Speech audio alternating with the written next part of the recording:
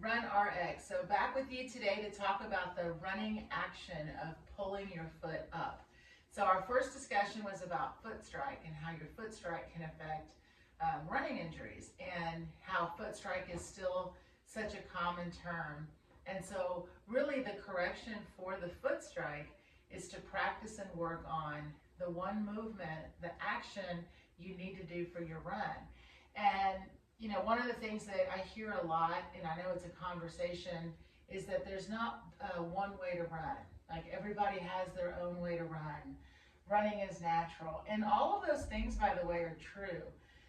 However, there is a standard of movement, and every runner actually does do the same action. And when you watch video, it becomes really apparent. So what's fun is to start to think about your movement of running as a movement.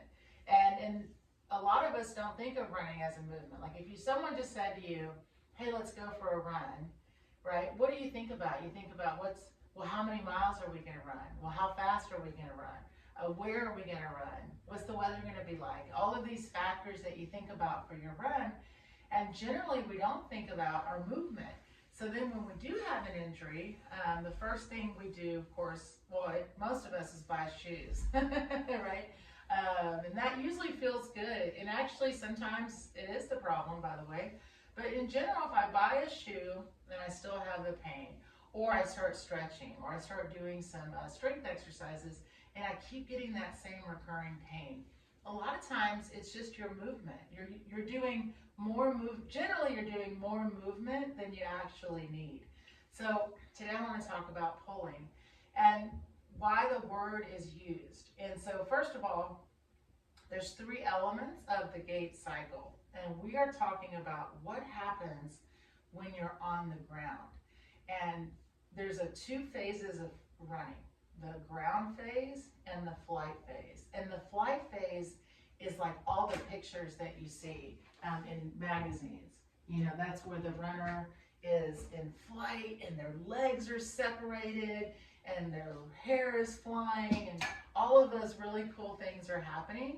So we see that image a lot in running. And so that is where reaching actually comes from, is that thought of, I need to really extend my legs, right? That push off the back and reach with the front is so common because we're mimicking what we want to see in our own run, right? I want to see that. I want my legs to be way out.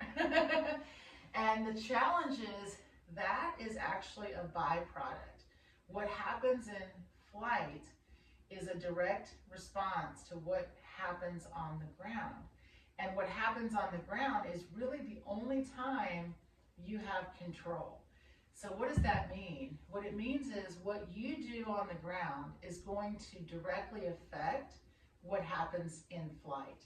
So I'm having to move my water cup because of my cat, in case you're watching this.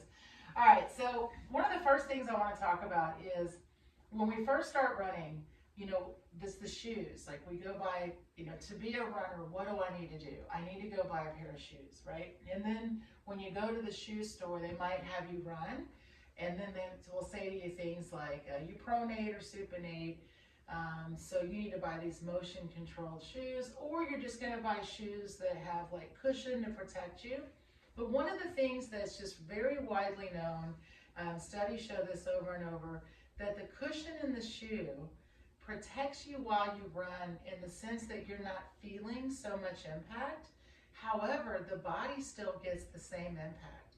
So we're still seeing the same running injuries, the same number of running injuries, the same types of running injuries, even with the cushion. However, when you start to change how you move and become more efficient in your movement, and you spend less time on the ground, and this is key, you're going to have less impact in your run. So less stress on your joints and all of that good stuff. And the best part is you can train for that when you're not running. And just like any other movement or any other sport, like every single sport has practice. By the way, even sprinting, even track and field. And in the practice, they do drills. And those drills are meant to develop all of the things they need for the sport. And you mimic and you exaggerate the movements that you want to do in the sport. So everything does that except for distance running. And you know, it's interesting, like if you see a training plan, they'll say things like add some strides in, or do an easy warm up, do an easy tempo, you know, run some hills to get strength and things like that. So we hear about like, and you know, of course, how much to run, you know, run this many miles, do these sets of intervals. We really don't hear much about the how-to. I do hear things a lot or read a lot about like standing tall, maybe a little bit of discussion about cadence. I hear things like keeping your feet under you. So I'm here to just tell you that all of those things are byproducts of running. And what that means is that leg separation that we want so badly can happen and will happen if you work on your range of motion, for example. So we want to do things like hip exercises to increase our range of motion. And we want to do strength exercises and elasticity exercises. And all of those things, of course, will help us in our run. But the reality is, if we're doing the correct movement, then that will happen naturally in your run. And then that's how you'll do things like increase your stride length, is by allowing yourself to work on the movement. We're going to do this in a minute. We'll talk about the pulling action. Then you let go of your feet. And what happens in flight is your legs separate and then they come back together on the ground. And then that moment when you're on the ground, what do? Like that's what happens in running. And what you're going to do, or what you should do, is pull your foot up and then let it go and then pull the other foot up. And all of a sudden, running becomes, it's called a change of support. So your support is your foot. And it's like hot potato. Like I'm taking my weight and I want to throw it, but I don't want to throw it side to side. You know, like hot potato, you throw hot side to side. Where do I want my body weight to go? I want my body weight to travel forward.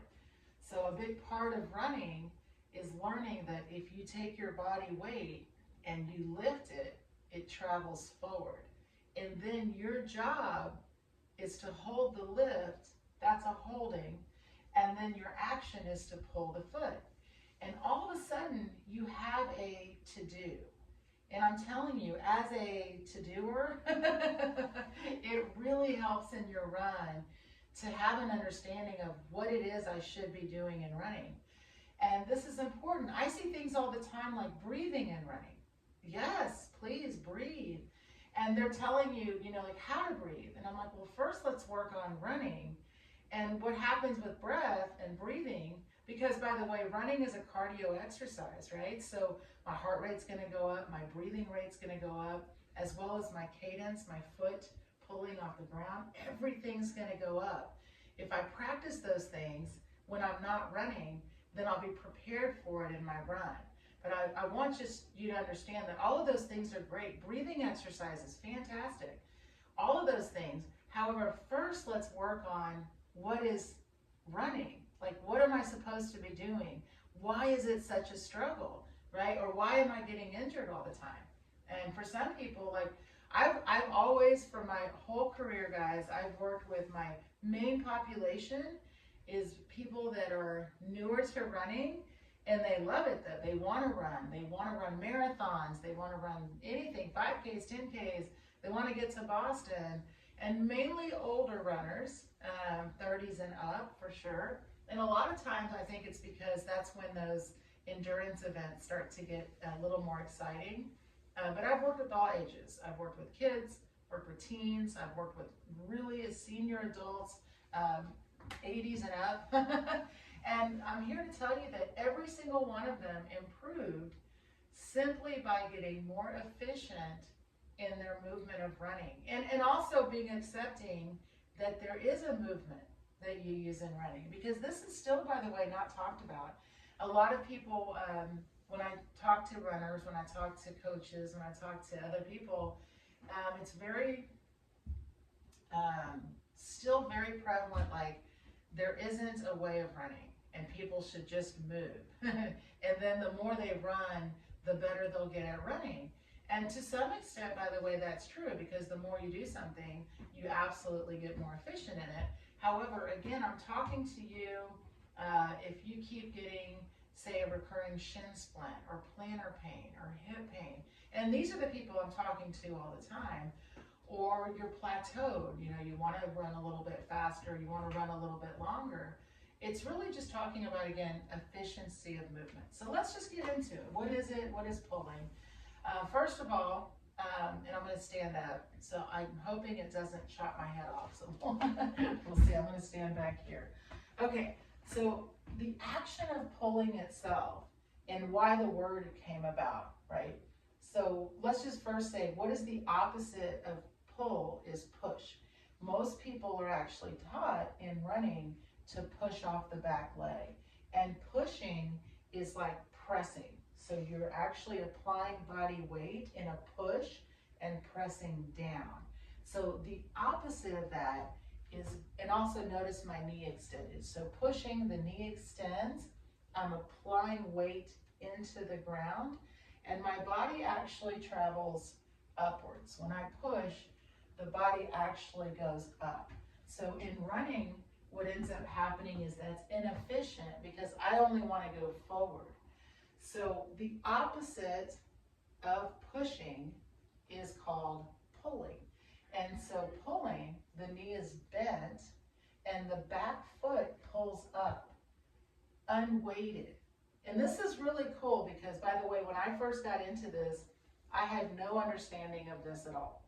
So I didn't have a running background, I just ran. And then I signed up just like everybody else. I started a running group, I started doing 5Ks, 10Ks, I got into marathons. I loved running. And then the more I ran, I started getting running injuries, so did my clients. So I found this running method in a book, and it's called the Pose Method of Running. And then I actually was fortunate enough, because it was so long ago. So this was 1999 that I found the book. And then I started working with the book and the video. And in 2004, I started working with the author of the book, the founder of the Pose Method. So I've been forever a Pose student and coach. And one of the things to keep in mind is, again, I'd never heard of this. And most people that I meet today, so this is, again, 25 years later, have also never heard of this. So I want to tell you that the first step is to open your mind to concept of pulling, because you've never thought about it. And by the way, pushing is such a natural thing. So when you walk, almost everybody pushes. They take your foot and they push into the ground. And when you do that, your front foot lands to catch you. So in walking, people go push, reach, right? And then they think running is walking faster. So then they push and reach to run. But what happens if you do that with your running is you're actually taking your foot behind you and then your front foot forward. So pushing is not really effective for running. So we have to change our thought, because I'm telling you, for a lot of you, you never thought about it. Pushing is so natural for you, and reaching has become so natural for you. It's just what you do. So now all of a sudden, you're going to think about your movement. So if my knee is bent, instead of applying weight into the ground and straightening my knee, I lift my foot, and it's called pulling. And the muscle that lifts the foot is my hamstring, this guy. And the hamstring, see what it does, is it closes the leg. The hamstring is the bicep of the leg. So just like you have a reflex here, if you do this, your arm pops up, that's your bicep reflex. So you actually have the same reflex in your hamstring. So this is really important, because when you switch to using the pulling and using your hamstring, a lot of people have never actually used the hamstring as their main muscle mover, and they've not used elasticity. So first you have to develop a relationship with the actual muscle, with the action of pulling.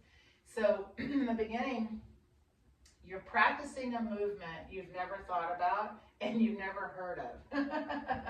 And I'm just laughing because I teach it all the time. And for me, of course, it's just how I move. It's running. And what's really, really nice, it's actually you already have the pull reflex. Like your hamstring, it knows how to pull. So you're actually learning a movement that's already natural. And this is where the running as natural comes in. But in the beginning, just so you know, it feels really awkward because there's not an exercise that you've ever done that does this. Almost everybody has done these. They're called butt kicks. So almost everyone has done a butt kick. So what's the difference? And this is really important because butt kicks are like the number one drill, right? Butt kicks and high knees. So with a butt kick, so if you try one, kick back, the hamstring is now loaded. So this is called an active muscle contraction. So it would be like if I put a weight on your ankle, this is what you're doing. You're loading the muscle, which is like weight training, right? So I don't want to load my muscle any more than I have to in a run. So I really don't want my leg behind me. I want my foot under me. And the difference is huge because again, loaded. So right now, I mean, just feel it. Kick your leg back and feel that hamstring contraction. So that, by the way, there's nothing wrong with strengthening the hamstring. So that's not what I'm saying at all. I'm letting you know though, that the action for running that's called pulling uses what's called the reflexive response of the hamstring, which saves you like 90% muscle contraction. Because if you pull your foot, so your body weight, 68% here plus your leg is in the air, right? I can't be in the air, but if it was, I'm in the air. By the time you pull your foot, it's 2% of your body weight, and you only use 10% active muscle contraction. So first I have to like think about that. And it's important because, by the way, most people, we only train active muscle contraction. Like you go to the gym and you're gonna do an exercise, you load the muscle, right? Say I'm gonna do a bicep curl.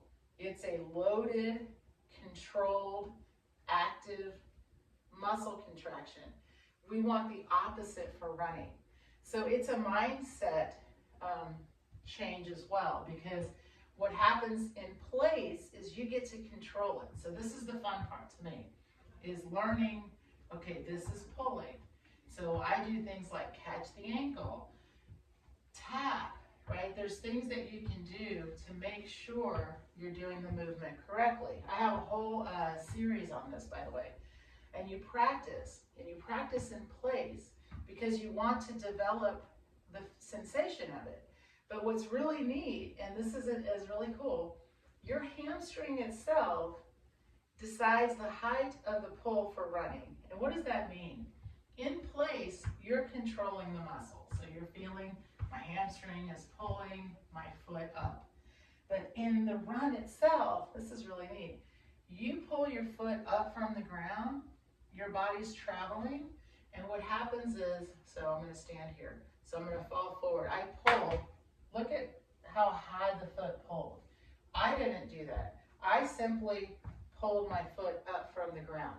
But because momentum and gravity and body weight were going forward, my hamstring finished the pull. And the reason that's important is because that is how you save your joints and your muscles, less fatigue, less impact, because this is really neat too. If I'm only focused on one action, which is the pull, right? Pull this foot. This leg is somewhere out in space, I don't care. If I only pull this foot, watch, my lifted foot dropped. And where did it drop? Under me. Why? How did it know? Because that's the coolest part about running, is that your hamstring lets go of the foot And your foot is communicating with your brain, and it knows where to drop. It knows how to handle your own body weight. So in running, what starts to happen is you are literally throwing your body weight forward, and your foot is weightless.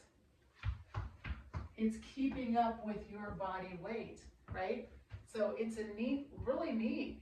And what happens is, as you get more and more comfortable with practicing this and then taking it out, it just becomes how you run. Because again, your hamstring already knows how to pull, how high to pull. It's you that has to get comfortable or get re-comfortable with the movement. And so it's really neat though, because when you think about it, it makes sense. And let me just tell you, because again, I have been taking people through this now for 26 years. In the beginning, you have to be okay with it's going to feel weird. You know, you're like standing here, but if you just pull in place with no other thought but thinking up, so just standing in place, up, up, up, up, up, up. It's really not that strange. It's how everybody runs in place, because that's how you're supposed to run.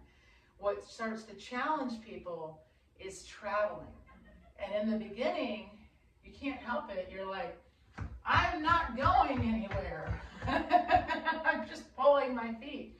Well, remember, there's 3 elements, and I will do a full deep dive on the fall element, but it's important just to get a kind of a taste. Your momentum, remember, in gravity is number 1. That's how you're traveling. And the really cool part is, first I have to be okay with that, like just kind of understanding it. Then notice I'm using this wall. So what happens if my body is traveling forward? See how my feet lift up? So when you're running, so let me just, you see what I'm doing, right? I'm just letting my body weight travel forward is what I'm doing. It's called falling. And it's a falling, controlled falling. I don't want to face plant, which is why you want to hold upright. And what happens is you're running and your body weight's going forward, you are pulling as a response. So if I'm not going anywhere, I have to make sure that I'm also doing the fall element. But pulling is first. And the reason it's first is because, again, it's the action I need. So that when I do fall, you see that pull, I'm ready to pull. So this is the best part. And by the way, look at where I am. I'm in just my little room. I teach all my live classes and all my Zooms in this amount of space. A is the space I have, and B is the space you need. This is the really cool thing about running, guys.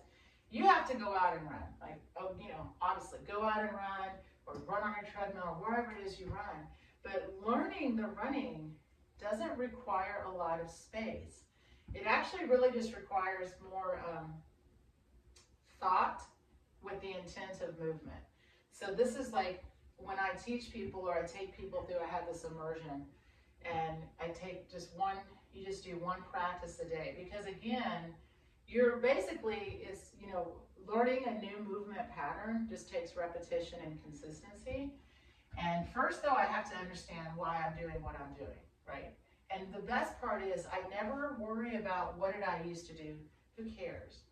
We all push, we all reach, it doesn't matter. What do I need to do now is focus on learning how to pull my foot up. And where am I pulling to? To this figure 4 pose position. So pulling is first, making sure I'm using my hamstring. And the best part is, again, running in place. So I can feel up, up, up, up, up. The action of pulling is up. And this is what's really neat too, is that when we travel, remember that's when our legs will separate. Unfortunately though, you can't feel that.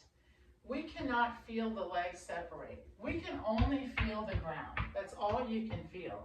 So if you focus only on what it is you're supposed to do while you're on the ground, which is pull the foot up, then the rest takes care of itself. And again, concept first, then action. So what does that mean? It means when you go out on your next run, you'll start thinking about that. You'll start pulling your foot. Have that positive thought.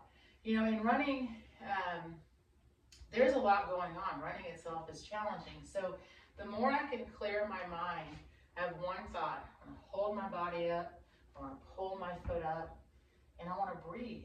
And really that's it. Like, that's the simplicity of it. So, but in the beginning, you're like, this feels really weird because you've never done it before.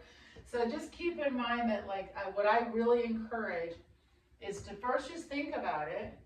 Then you just add a little bit of practice, and then make that practice intentional, right? Because otherwise you don't want to just try to go out and go take a whole new run for a long distance when that hasn't been something you've done before. So just something to keep in mind. And then what's really neat that goes in with pulling is that in order, and this is where there's always, you know, it's the new year right now. So I'm seeing a lot of like, 6 things a runner should do for their hips, 6 things a runner should do for their core. And you're like, gosh, at the end of the day, I'm going to have to do 65 things.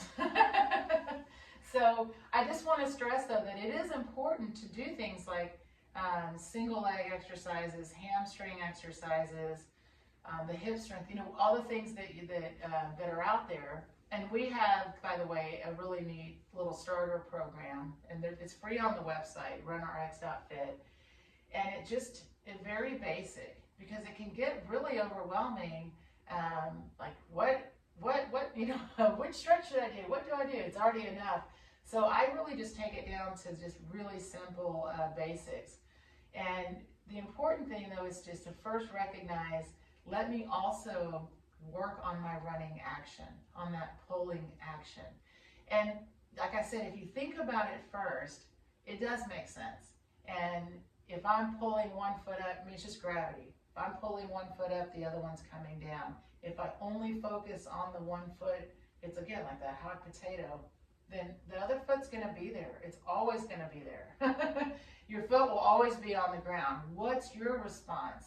And having that to do, having that thought of being able to have an action, that up action, actually allows you to relax. And what do I mean by that? So a lot of us hold tension like in our neck and shoulders when we're running, or we're trying to do too much work in the upper body.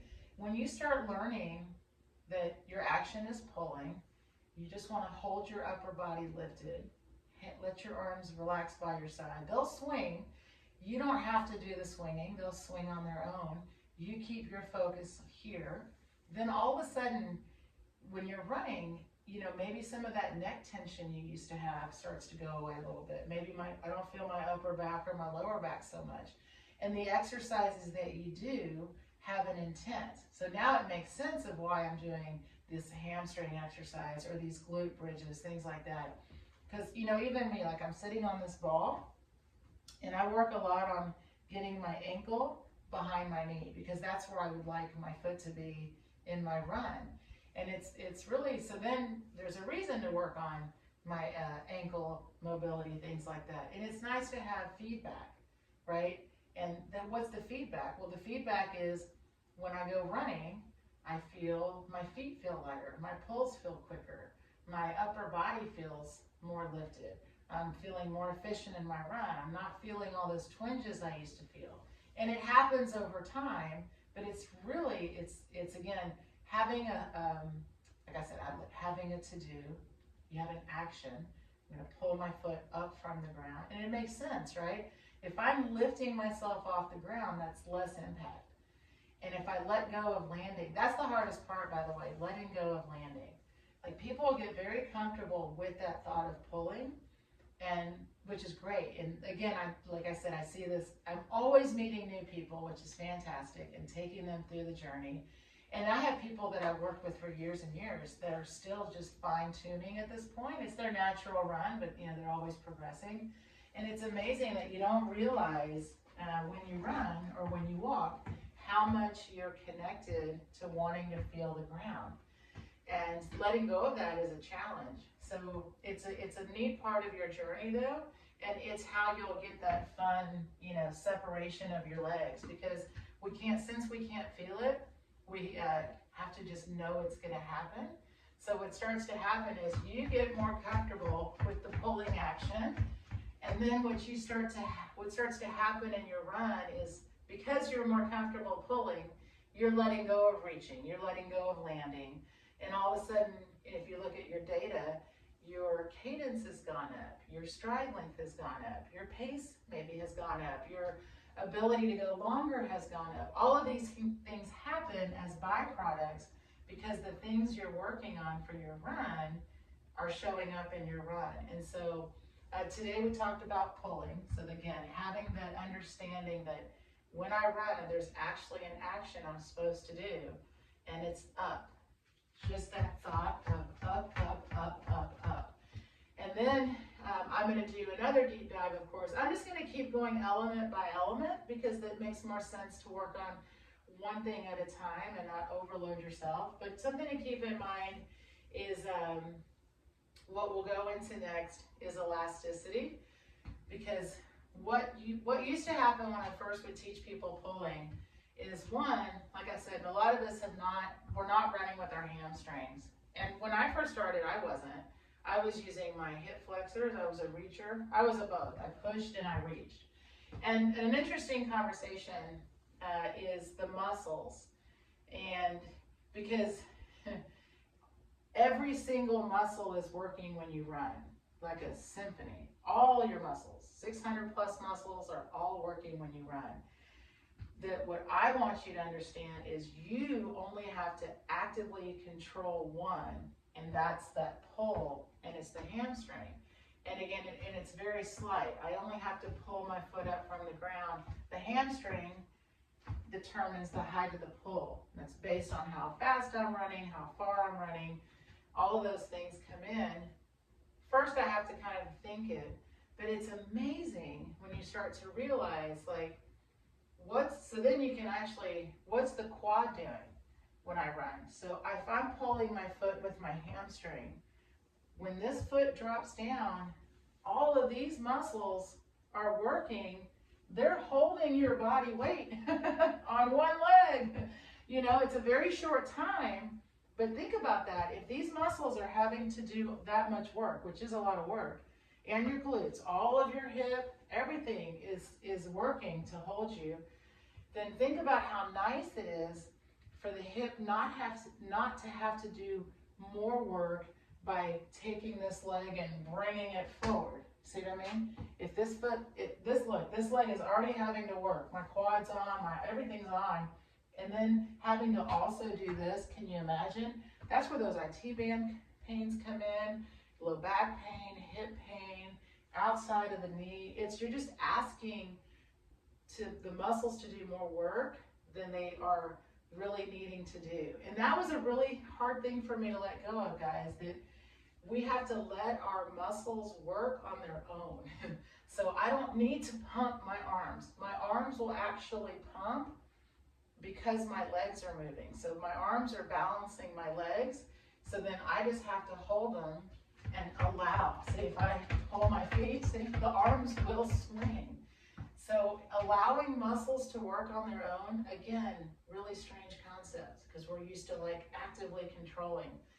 And so letting go of that is only done by giving you something to do, right? Believe me, we're all type A, we're runners. So having that understanding that I do have a job, I have to hold my body up and I have to pull my foot, actually allows you to let your muscles work on their own.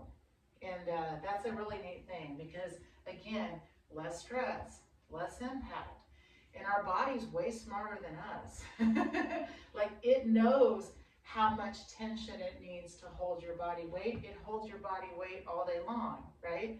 So something to keep in mind is a lot of the reasons we do the strength exercises and the elasticity drills are so your body gets better at, one, holding you, but also letting go of you.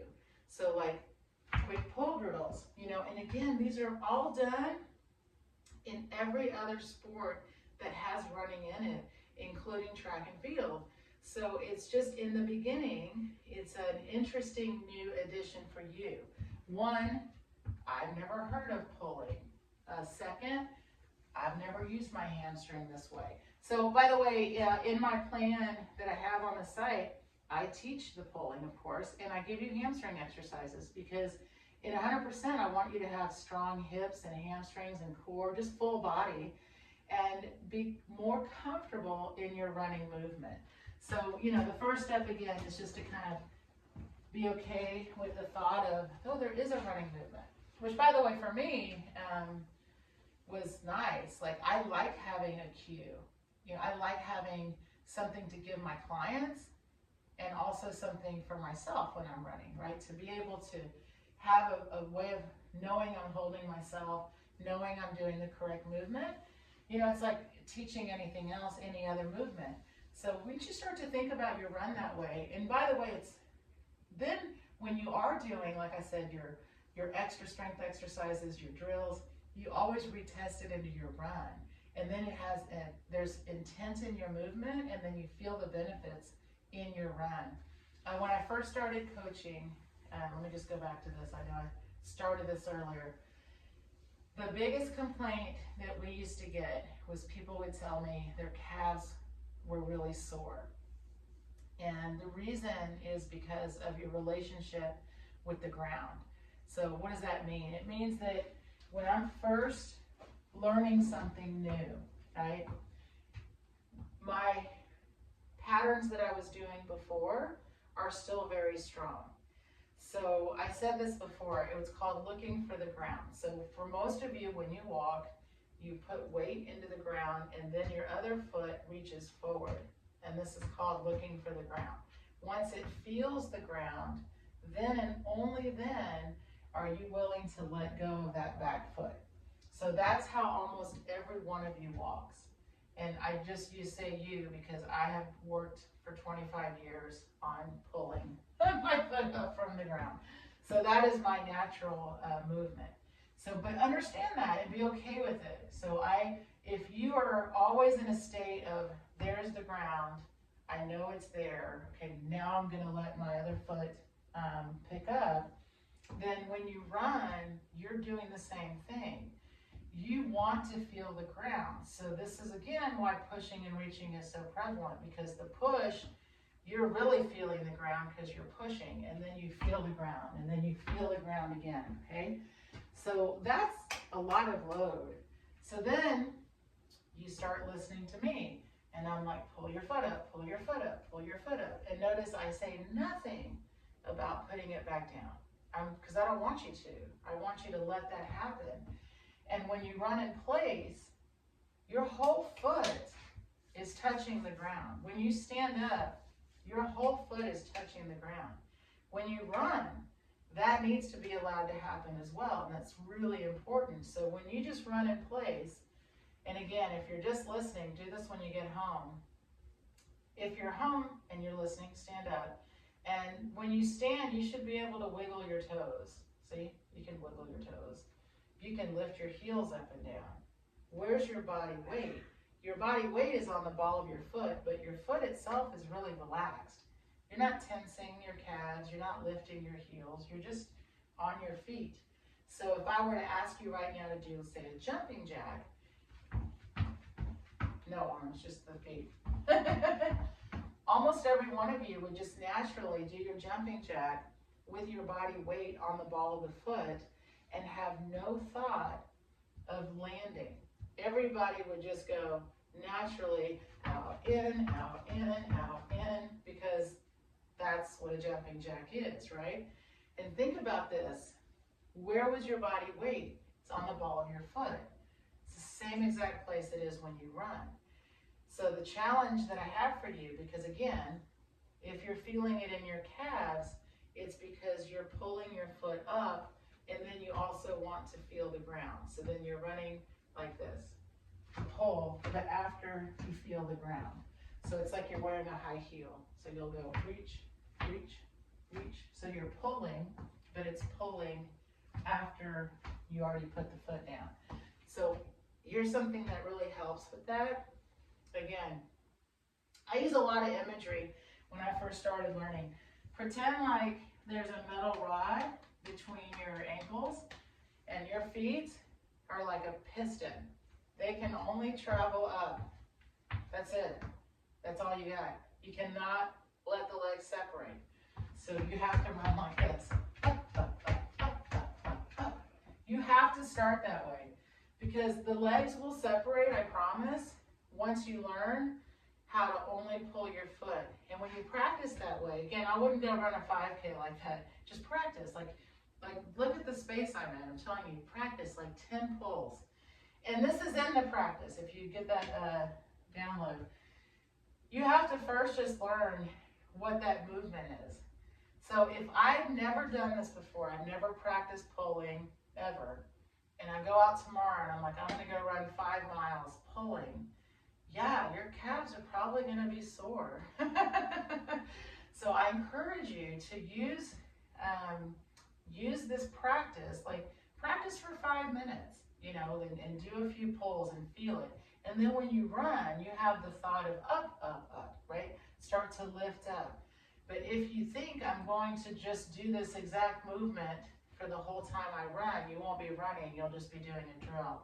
And so I would always say to people, please ease in to your new movement, right? But understand that you can practice as much as you want, like throughout the day, you know, just pull your foot, feel it.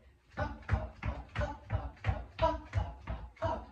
And like I said, the next deep dive is going to be on falling, which is how you travel in running. And I'm going to teach you how to fall in walking, which so you can practice for running. It's not exactly the same, but it's the same thought and concept. And the more you get comfortable with lifting yourself up and letting your body weight travel forward, your pull becomes a natural response. And then the more you practice these little pull drills, then when you run, I'm telling you, it becomes how you run.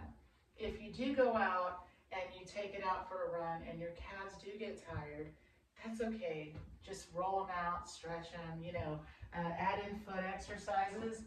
We have those, of course, in our plan as well. But that's part of running is you want to have a strong foundation, which is your foot.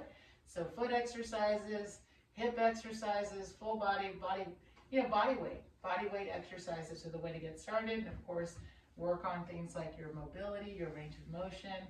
Again, we have all that, but if you're already working on it, now test it inside your run. And then just, you know, again, keep it simple. The practice of pulling is simple. But go with the video so that you can, if you can, go to the site, get the start plan, and you can just really get more insight into making sure you're doing it correctly.